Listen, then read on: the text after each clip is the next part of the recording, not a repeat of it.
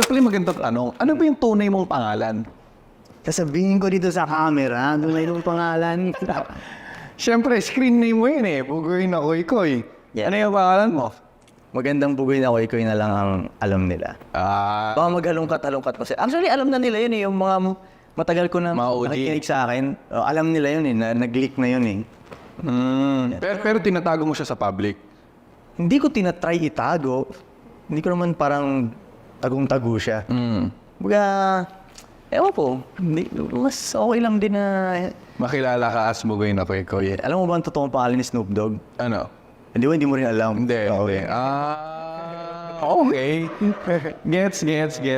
Okay. Pero syempre, pero hindi ka naman naiiyan na sabihin mo yung pangalan mo. Hindi, maganda yung pangalan ko. Oo, sabihin mo na. Pero sila, inaasar nila yung pangalan ko dahil malayo siya sa bugoy na koy-koy. Pero mas maganda yung pangalan. Klase yung pangalan ko.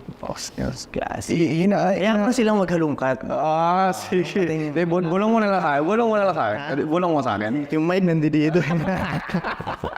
Matalino eh. Isa ko saan eh. May sa comment section lalabas yun. Okay. Yeah. So, baka mamaya pangalan mo hindi naman Gregorio. Yung hindi magandang pangalan niya. Hindi naman. Bakit pa yun? So, mas malapit niya sa'yo. Classy. Klase. Oo, classy ko. Wala yung sa bugoy na koy-koy. Pero koy-koy yung nickname ko. Bakit pala Koy-Koy? Takoy talaga yung una kong, yung nickname ko talaga, Takoy. Tapos, Takoy? short. Ano ibig sabihin ng takoy? Hindi ko na alam yung tawag saan ng mga tito ko eh. Takoy. Ganun. Pero malapit siya sa pangalan mo. Malayo. Parang mas pang Bisaya talaga siyang nickname eh. Koy-koy, ganyan. Pero probinsya niyo Bisaya, hindi naman. Yung lahi namin galing sa Mindanao, lahi namin. Lahat ng kadugo ko galing sa Mindanao.